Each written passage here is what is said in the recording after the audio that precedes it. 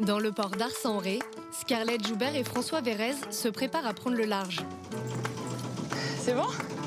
Chaque été, l'île de Ré voit se presser sur ses côtes des milliers de touristes. Elle passe de 18 000 habitants à l'année à 200 000 en haute saison.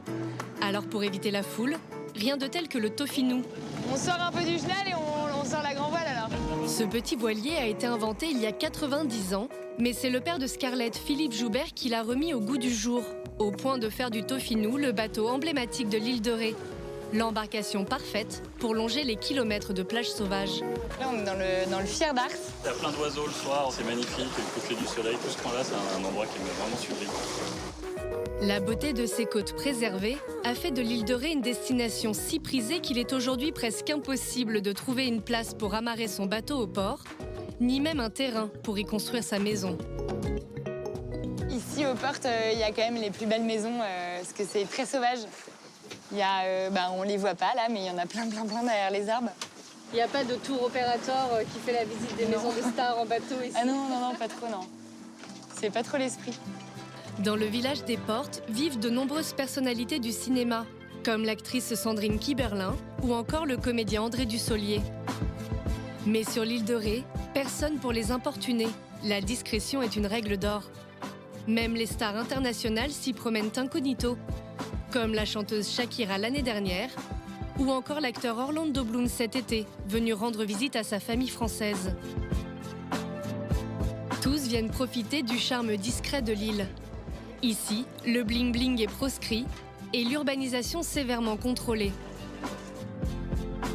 Consciente de la richesse de son terroir et plus tendance que jamais, l'île de Ré cultive son authenticité pour tenter de rester la destination chic et familiale la plus prisée de France.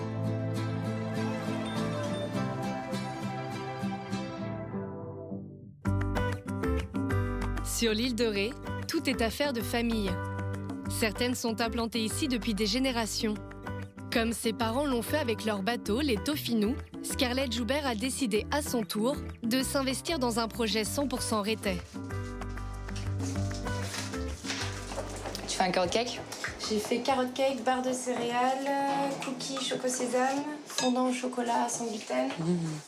Avec sa sœur Margot, elles ont imaginé il y a 7 ans une gamme de préparations pour gâteaux made in Charente-Maritime, qu'elles exportent partout en France.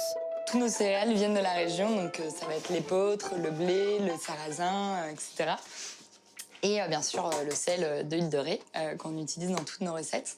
Après, ce qui va vraiment faire le lien entre Marlette et l'île de Ré, c'est beaucoup l'état d'esprit, le design, le décor de tous nos magasins aussi, parce qu'on a ouvert 3 cafés Marlette à Paris. Et quand on rentre dans un café Marlette, on rentre à l'île de Ré. C'est du bois brut, du blanc, du gris anthracite, du bleu, des couleurs très bord de mer. Et on se sent tout de suite dans une maison de vacances. Pas étonnant que le concept ait séduit la capitale. On surnomme l'île de Ré le 21e arrondissement de Paris, tant ils sont nombreux à posséder une résidence secondaire au large de La Rochelle.